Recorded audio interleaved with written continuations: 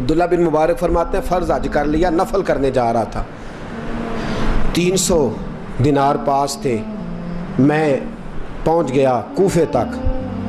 وہاں سے جا کر کے کچھ سامان خریدنا تھا، احرام خریدنا تھا، ضرورت کی چیزیں، دوست بھی ساتھ تھے، کہتے ہیں یار میرے جلدی تھک گئے، خریداری کر کے وہ چلے گئے، میں شام تک رکا، بڑا تھک گیا تو سوچا اتنی لمبی چوڑی خریداری کیا تو جھیل تھی پاس، میں نے کہا وہاں جا کے ذرا ٹھنڈی ہوا لیتا ہوں، کہتے ہیں میں اس طرف گیا، رات کا اندھیرا تھا، مری ہوئی بھینس پڑی تھی، یہ کچھ 700-800 سال پہلے کی بات عرض کر رہا ہوں، کہتے ہیں مری ہوئی بھینس پڑی تھی، ایک عورت کالے برقعے میں نقاب پوش آئی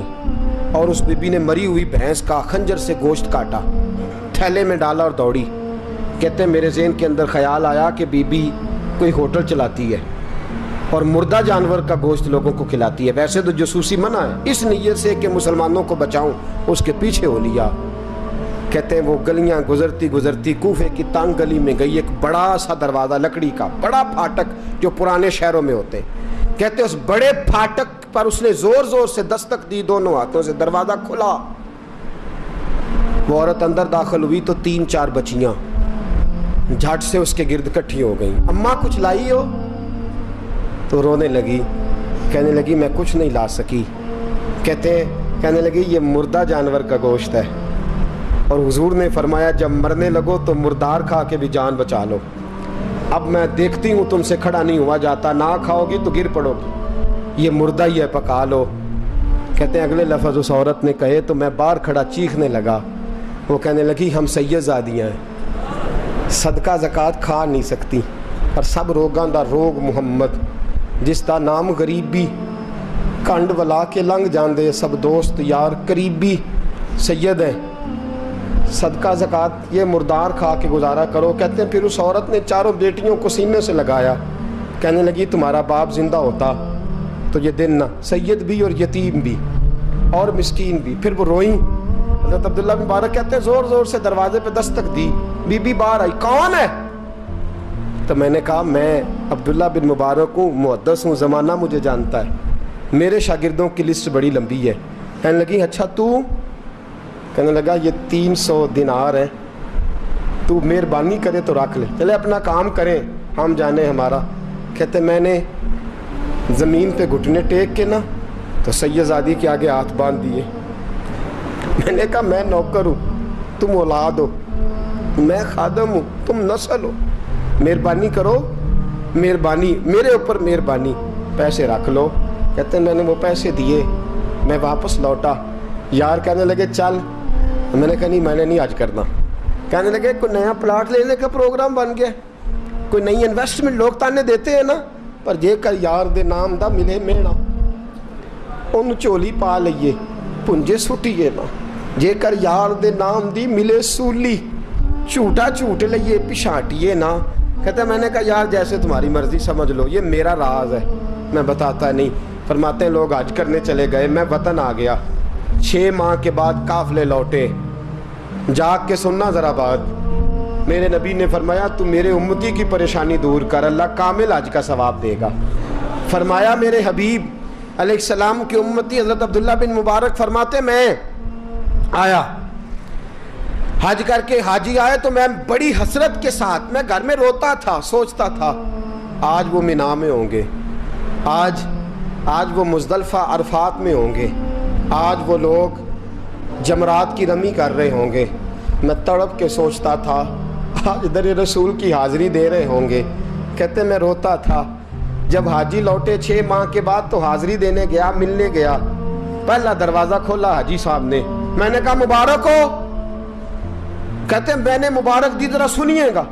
کہتے ہیں وہ حاجی مجھے ڈانٹنے لگے، کہنے لگے چھوڑ یار اتنا بڑا آدمی ہو کے تو غلط بات کرتا ہے، میں نے کہا کیا ہوا؟ کہنے لگے تو نے ہمیں کہا کہ جانا نہیں، اور پھر ہم مینا میں آوازیں دیتے رہے، تو بات ہی نہیں سنتا تھا، ہم آوازیں دیتے رہے ان اللہ علی کل شیء قدیر، آوازیں دیتے تھے، سنتا نہیں تھا، کہتے ہیں میں حیران ہوں، یار میں تو کیا نہیں، کہنے لگے ہم 11 حاجی جھوٹ بولتے ہیں تو اکیلا سچ بولتا ہے، سب نے دیکھا ہے، کہتے ہیں میں پلٹ آیا،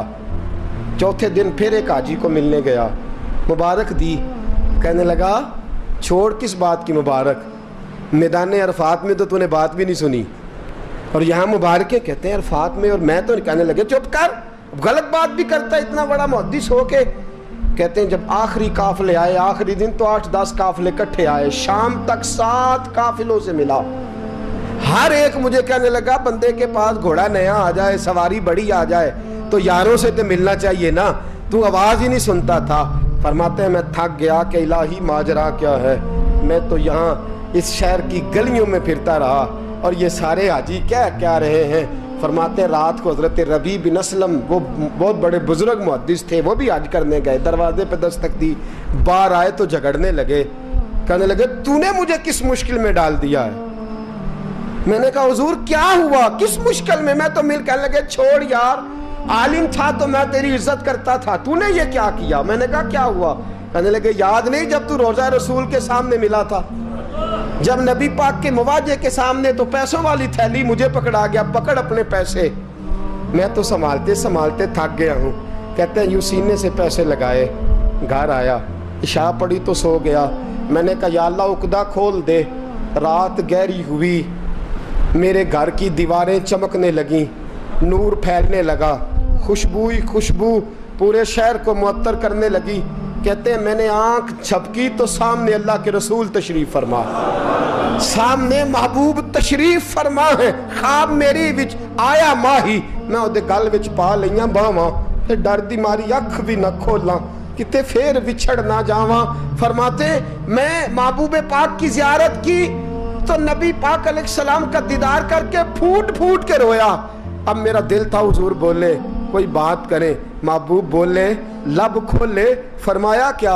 हुजूर ने फरमाया मैं तुझे कितने और गवाह भेजूं कि तेरा हज हो गया है। मैं कितने गवाह भेजूं कि हज तेरा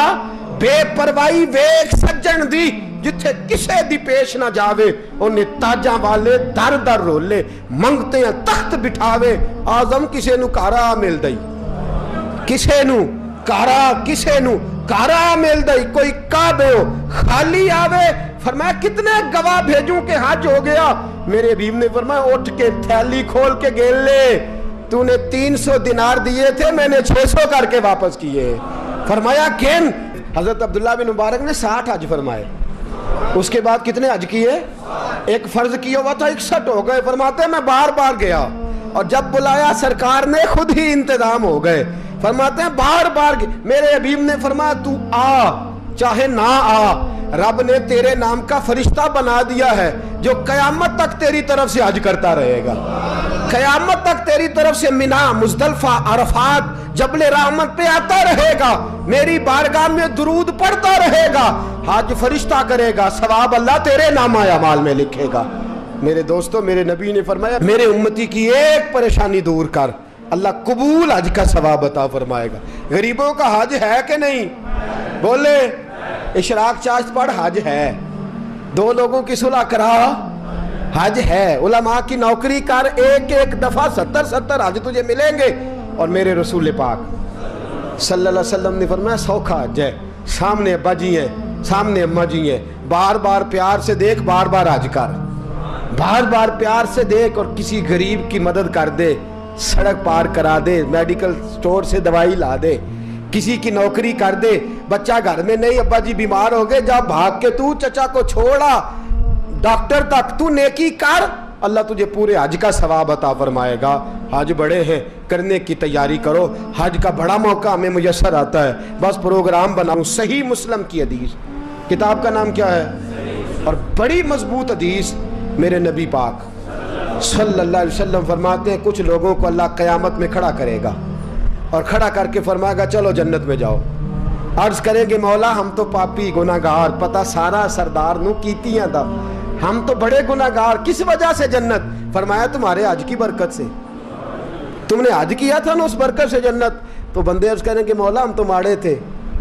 गरीब थे, गए ही नहीं, हज किया ही नहीं, तो तू हज की वजह से माफ कर रहा है। तो रब करीम फरमाएगा जब हाजी जाते थे दिल तड़पता था ना, जब हाजी जाते थे आंखें बरसती थी, जब हाजियों के काफिले निकलते थे उस वक्त तुम्हारे दिल में ख्वाहिश पैदा होती थी فرمایا تم تڑپا کرتے تھے، میں نے تڑپ پر ہی تمہیں حج کا ثواب دیا،